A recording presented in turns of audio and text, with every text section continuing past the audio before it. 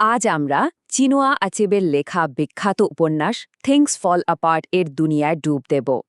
এটা শুধু একজন মানুষের গল্প না, বরং ইতিহাসের বিশাল স্রোতের সাথে এক ব্যক্তির মুখোমুখি সংঘর্ষের এক অসাধারণ আখ্যান। চলুন ওকোনোকো সেই জগতে প্রবেশ করা যাক আর দেখি কিভাবে সবকিছু ধীরে ধীরে ভেঙে চুরমার হয়ে গিয়েছিল। উপন্যাসের গভীরে যাওয়ার আগে চলুন ইগ্বো সংস্কৃতিকে তাদের নিজেদের একটা প্রবাদের মাধ্যমেই একটু চিনে নিই। এই একটা লাইন থেকে কিন্তু বোঝা যায় যে তাদের ঐতিহ্য আর ভাষা কতটা সমৃদ্ধ ছিল। মানে প্রত্যেকটা কথার পেছনে লুকিয়ে থাকত গভীর জ্ঞান আর পরম্পরার ছোঁয়া। এবার আসা যাক গল্পের একেবারে কেন্দ্রে, আমাদের প্রধান চরিত্র ওকোনকো। উমোফিয়া গ্রামের একজন প্রচণ্ড শক্তিশালী যোদ্ধা, কিন্তু তার পুরো জীবনটাই চালিত হতো শুধুমাত্র একটা অনুভূতি দিয়ে, ভয়। আসলে ওকোনোকোর জীবনের সবচেয়ে বড় লড়াইটা ছিল তার নিজের বাবার ছায়া থেকে বেরিয়ে আসার। তার বাবা ওনোকা ছিলেন খুব অলস, গানবাজনা ভালোবাসতেন আর মারাও গিয়েছিলেন এক গাদা ধার দেনা রেখে। এক কথায় ওকোনোকোর চোখে একজন চরম ব্যর্থ মানুষ, আর তাই ওকোনোকো পণ করেছিল সে তার বাবার ঠিক উল্টোটা হবে। আর এই ভয়টাই তাকে গ্রামের সেরা কুস্তিগির, একজন ধনী কৃষক সবকিছু বানিয়েছিল। কিন্তু এর একটা অন্ধকার দিকও ছিল। তার ভয়ঙ্কর রাগ আর পুরুষালী হওয়ার এই তীব্র আকাঙ্ক্ষা তার জীবনের প্রত্যেকটা সম্পর্ককে বিষাক্ত করে তুলেছিল, আর তাকে একটু একটু করে ঠেলে দিচ্ছিল পতনের দিকে। গল্পের এই পর্যায়ে আসে ইকে মেফুনা নামের একটি ছেলে। সে শুধু আশ্রিত হিসেবে আসেনি, বরং ৩ বছরে সে ওকোনোকোর নিজের ছেলে নইয়ের সবচেয়ে কাছের বন্ধু, আর ওকোনোকোর কাছেও প্রায় নিজের ছেলের মতো প্রিয় হয়ে উঠেছিল। ওদের মধ্যে একটা খুব গভীর সম্পর্ক তৈরি হয়ে গিয়েছিল। আর ঠিক যখন সবকিছু স্বাভাবিক মনে হচ্ছিল, তখনই একটা ভয়ঙ্কর নির্দেশ আসে। গ্রামের দেবতারা দৈববাণী দিয়েছে যে ইকেমেফুনাকে বলি দিতে হবে। ওকোনকোকে কিন্তু বিশেষভাবে বলা হয়েছিল এই হত্যায় অংশ না নিতে, কারণ ছেলেটা তাকে বাবা বলে ডাকত। কিন্তু এখানে ওকোনোকোর সেই পুরনো ভয়টা আবার মাথাচাড়া দিয়ে ওঠে।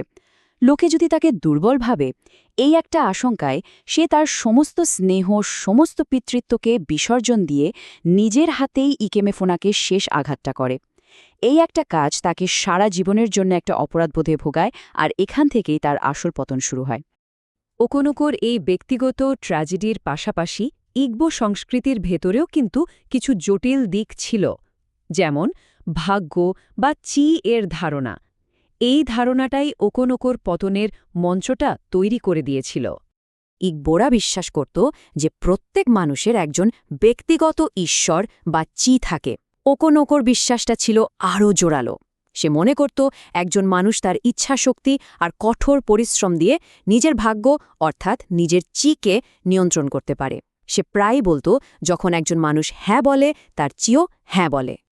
কিন্তু এখানেই প্রশ্নটা ওঠে, ওকোনকো যা বিশ্বাস করত তা কি আসলেই সত্যি? একজন মানুষের জেদ কি সবকিছুর ওপরে? কারণ খুব তাড়াতাড়ি এমন কিছু ঘটনা ঘটতে যাচ্ছিল যা তার নিয়ন্ত্রণের সম্পূর্ণ বাইরে ছিল। আর এখানেই যেন ভাগ্য তার সাথে এক নিষ্ঠুর খেলা খেলে। একটা দুর্ঘটনা, তার খারাপ চি তাকে তার নিজের গ্রাম থেকে ৭ বছরের জন্য নির্বাসিত করে দেয়। উমোফিয়াতে সে এত বছর ভরে যা কিছু অর্জন করেছিল, এক মুহূর্তের মধ্যে সবকিছু শেষ হয়ে যায়। ওকোনোকো যখন নির্বাসনে, ঠিক সে সময়েই তার গ্রামে এমন এক শক্তির আগমন হয় যা তার চেনা জগৎটাকে চিরদিনের জন্য ওলটপালট করে দিতে চলেছিল। সাদা চামড়ার মিশনারিরা তাদের নতুন ধর্ম নিয়ে উমোফিয়ায় আসে। প্রথমে গ্রামের লোকেরা তাদের খুব একটা পাত্তা দেয়নি, কিন্তু ধীরে ধীরে তারা সমাজের মধ্যে নিজেদের জায়গা তৈরি করতে শুরু করে। প্রশ্ন হল, কেন ইগবোরা তাদের হাজার বছরের বিশ্বাস ছেড়ে এই নতুন ধর্মে যাচ্ছিল? কারণ এই নতুন ধর্মটা তাদের সমাজেরই কিছু দুর্বল জায়গায় আঘাত করেছিল। যারা সমাজে অবহেলিত ছিল, তারা এখানে এসে সম্মান পাচ্ছিল। আর ওকোনোকোর ছেলে নোয়ে, যে তার বাবার হিংস্র স্বভাব দেখে ক্লান্ত হয়ে গিয়েছিল, সেই নতুন ধর্মের কবিতা আর ভালোবাসার গল্পের মধ্যে এক ধরনের শান্তি খুঁজে পেয়েছিল। ৭ বছর পর ওকোনকো যখন গ্রামে ফিরে আসে, সে দেখে তার চেনা ওমোফিয়া আর আগের মতো নেই।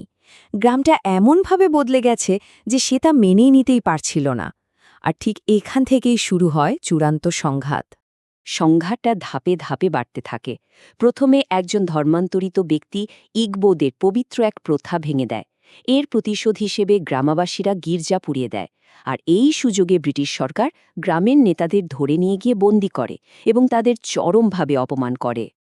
এই ভয়ঙ্কর অপমানের পর পুরো গ্রাম শেষবারের মতো একসাথে হয়। তারা সিদ্ধান্ত নিতে চায় তারা যুদ্ধ করবে কিনা। কিন্তু ঠিক সেই সময়ে ঔপনিবেশিক শক্তির দূতেরা সভাটা ভেঙে দিতে আসে।